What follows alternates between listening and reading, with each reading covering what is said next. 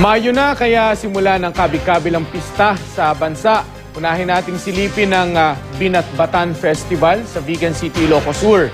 Makibalita tayo live kay Mark Masudog ng GMA Ilocos. Mark?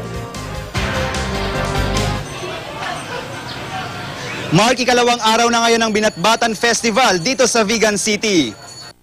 Sabay-sabay na nagpalipad ng lobo ang ilang government official at bisita sa pagsisimula ng Binatbatan Festival ng Vigan City, Ilocos Sur.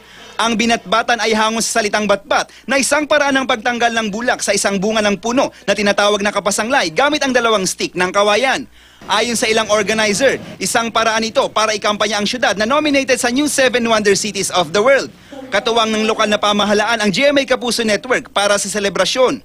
Actually, parang commitment for the heritage or for the city of Vigan, for the Bigueños, natutulungan natin sila sa bid nila for the new 7 Wonder Cities. Bumisita rin sa lugar ang Asia's Songbird na si Regine Velasquez Alcacid para pasayahin ang mga kapusong Ilocano sa pamamagitan ng mini-concert.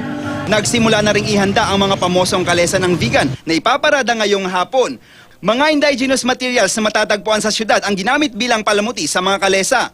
Gumamit din ng Abel Iloco o yung hinabing tela na siyang pangunahing produkto sa probinsya ng Ilocos Sur. Mark, katatapos nga ng Kalesa Parade dito sa Heritage Village at bukas gaganapin ang street dancing competition. Nalalahukan ng iba't ibang grupo ng kabataan at mga paaralan. Magtatapos ang Binatbatan Festival sa Lunes. Yan muna ang latest dito sa Heritage Village sa Vigan. Mark Masudog, Nagbabalita, Pilipinas.